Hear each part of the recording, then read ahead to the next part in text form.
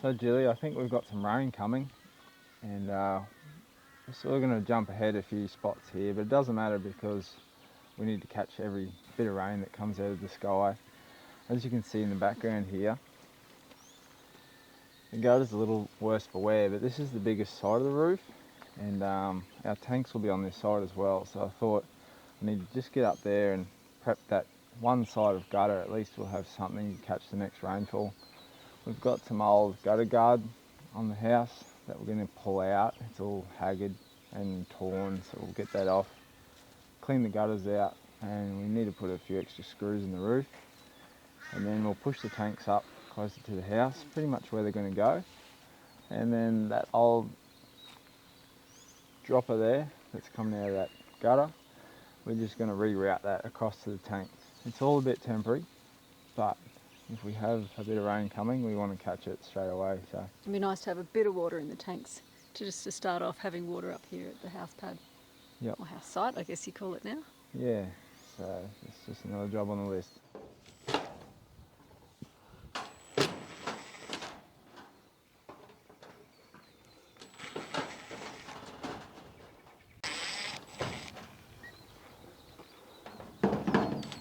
We've got a few screws up here, and of course they're a Qlder drive.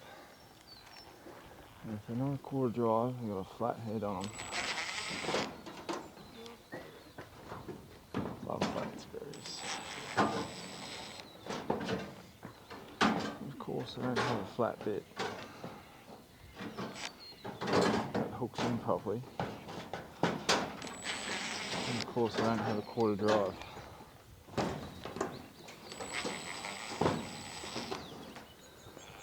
So I'll just make them do. Byron's up there pulling out the old gutter guard now. As you can see, it's pretty ripped up and has definitely seen better days. We'll be replacing the lot though to meet our BAL of 12.5 bushfire rating. The new ember-proof gutter guard mesh we install, plus the anti-con insulation blanket we'll soon be installing under the entire roof, will stop any glowing embers from future fires sneaking into the gutters or roof cavity. But of course, that's only its secondary benefit. The everyday win is no more leaves and gunk clogging up the gutters, which means way less cleaning for us and much cleaner mountain rainwater going into the tanks. Once we're living up here full time, we'll be adding extra water filtration too. While Byron's doing his tightrope walker routine on the scaffolding, he's also checking every gutter bracket and fixing the dodgy ones. Solid prep for the wet season, which is fast approaching. These old gutter brackets are actually nails. A lot of the old school guys will know this. That is the nail there. It supports the bottom of the gutter. Also, it holds the front of the gutter. This bracket's just sort of welded onto that big nail and gives it that old school traditional look, I guess. So I'm just tapping them in as I go just to get all this tight again. And I'm also just bending that top flap over just to clamp that gutter back up. This next one's loose, so I'll just show you. So we've got a gap there, so you just tap that in so that corner there is firm and that top edge is rolled over, which it is. So that one's got a huge gap there, so we'll just tidy that up. Looks like it's loose, so let's probably let go in there. For the moment, it's going to be okay. We'll be able to tidy that up later. These gutters have been sitting fallow for several years now and have built up quite a mountain of leaves, twigs and other random bush junk.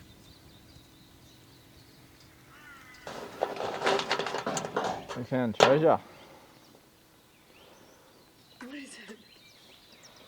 Probably 20-year-old screws. Hundreds and hundreds of them.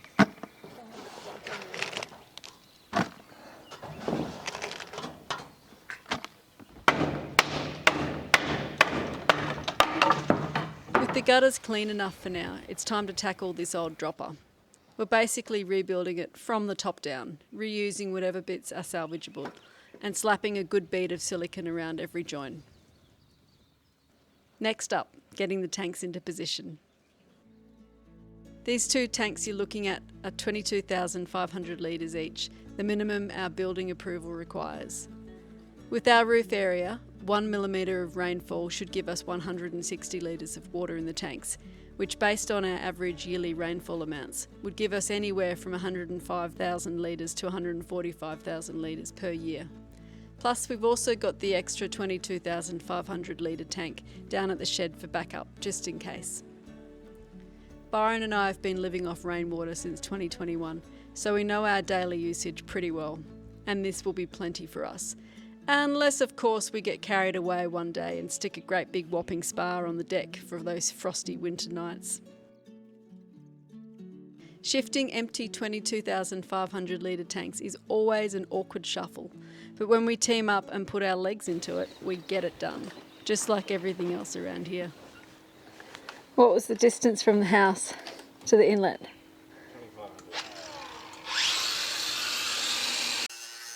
After some discussion, we settled on 2.4 metres out from the house. Plenty of room to pour a concrete path all the way around one day if we decide to do that. Now out comes the trusty angle grinder to cut the downpipe to length and smooth the edges. Then we glue it into the elbow join.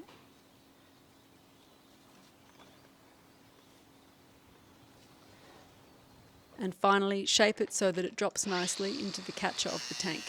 Just remember, this is all just a temporary hookup. A licensed plumber will be redoing the whole lot correctly once we're ready for the final fit-off. So there we go. The gutters are cleaned and repaired, the tanks are in place, and the first temporary downpipe is now done. The final job in this water catching mission is making sure the roof isn't going to leak. Byron's totally at ease up here wandering around. He's going over every single roofing sheet, checking that every previous screw hole has a screw in it, because an empty screw hole up here now means a drip below into the house later, not what we want. Just remember, we will be lifting up all of these sheets again soon to install the anti-con insulation blanket underneath. And to those of you concerned about this, we're pleased to say the anti-con is now on site and officially on the ever-growing to-do list. Oh, and we still have to properly seal this old fireplace flue hole. Right now it's just patched from underneath. But once we track down some matching red colour bond, we'll fix it for good. Or we might end up painting the whole roof. Who knows? That's a decision for future us. For now, we're keeping our eyes on the jobs that matter today. One step at a time, as Byron keeps reminding me when I'm looking at taproot options.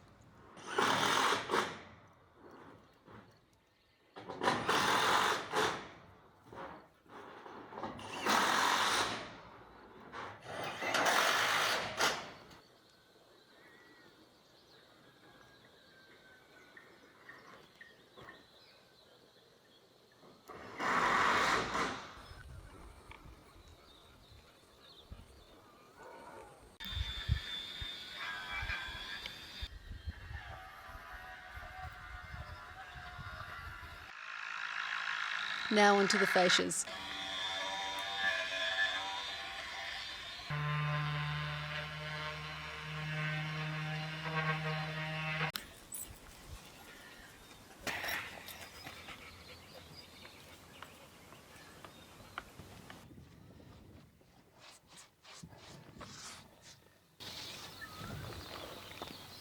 These are a couple old fascias that come off the front of the house.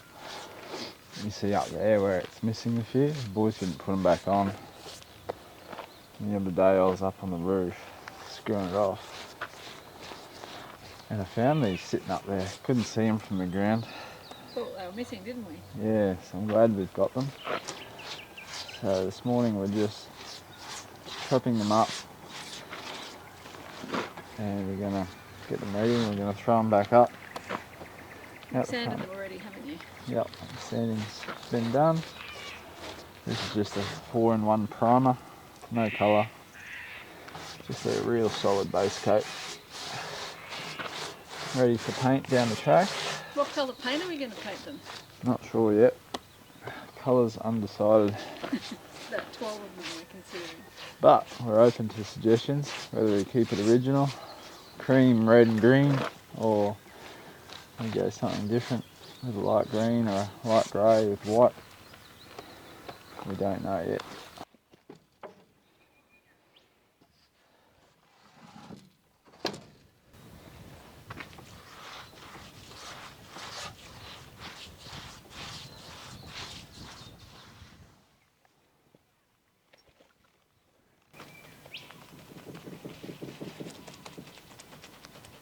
Last little bit.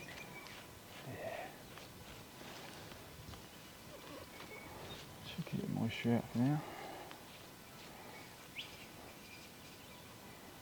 So we've got these painted up, ready to go. We've also got some screws ready to go too. They're not super light, so when I'm up there, it'll still be a bit of a struggle. So the more ready you are when you get up there, the better. 2 screws there. They're going to go into a little block that's already up there, so they're both ready to go. They're almost dry. We've got top ready to go up there as well. The screw up there ready. Paint's definitely not dry. Then we'll climb up here in a minute and we'll get them on.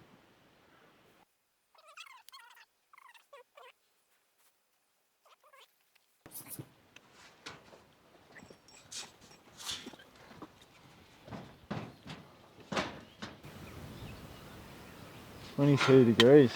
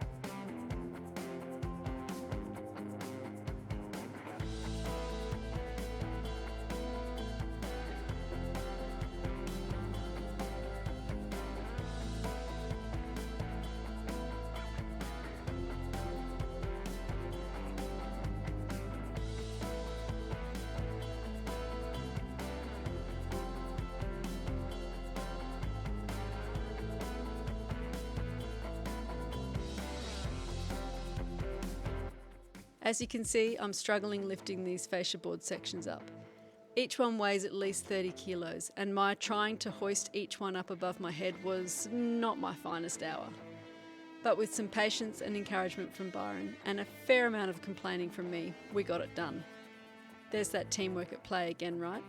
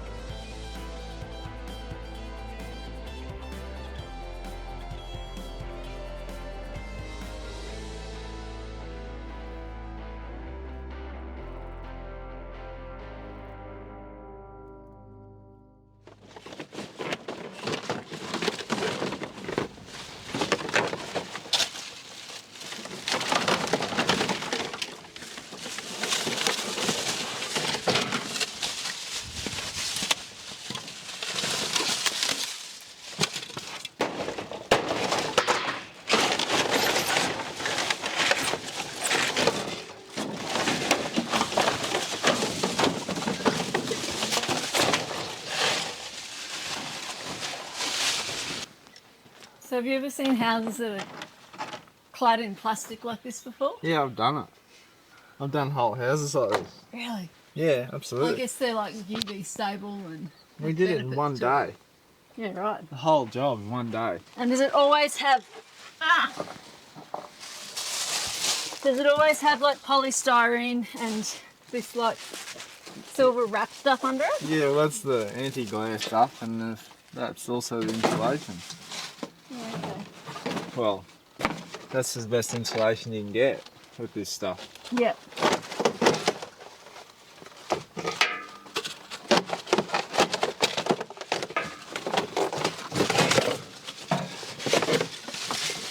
It's not made to come off because it's built from the bottom up.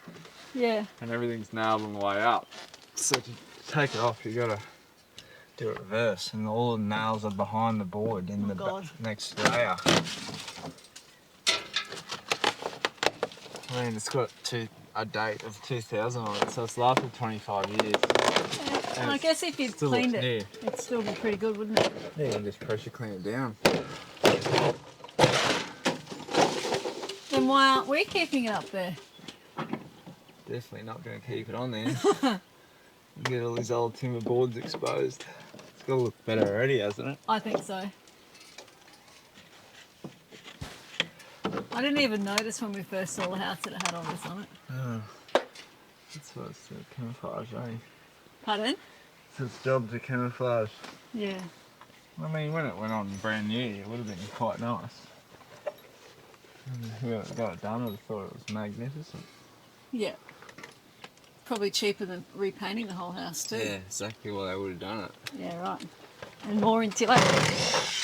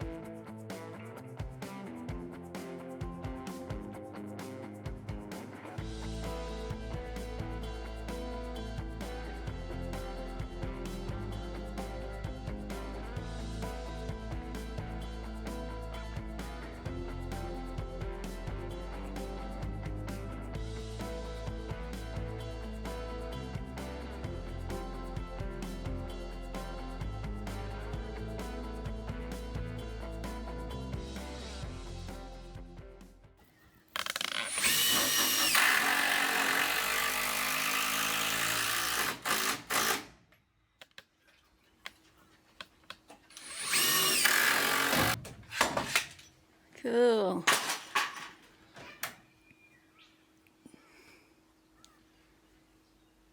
If it was me, I'd just pull that whole thing out and not put it back up. And have it all open. Yeah. A nice big gable opening at the front end.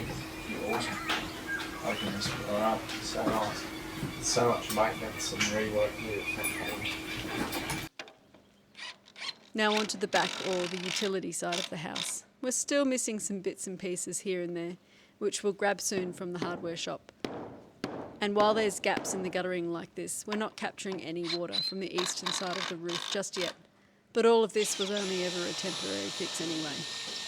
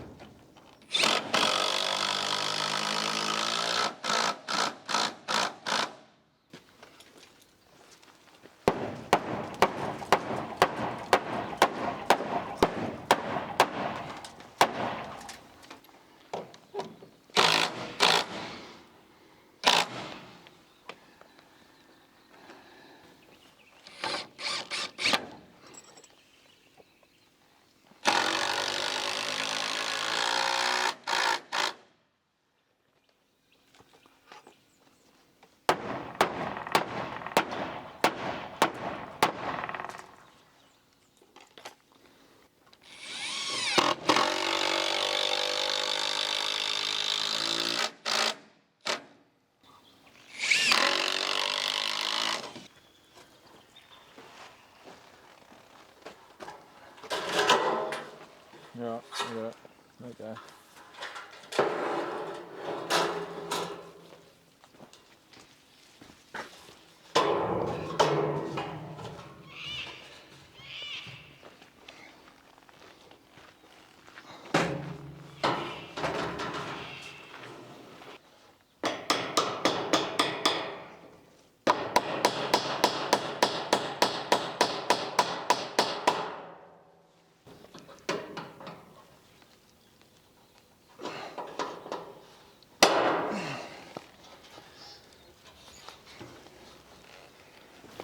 I think it just goes somewhere like that for now. Since filming this episode, we've copped over 50 mil of rain, including a couple of quite decent hailstorms. Summer has officially arrived with a bang, or should I say several bangs. In the next episode, you'll see us fit the first of our marketplace found casement windows into what will be our new kitchen space. Finally, you'll get to peek properly inside the house, instead of just enjoying the current open air view through the gaps in the walls. Stay tuned!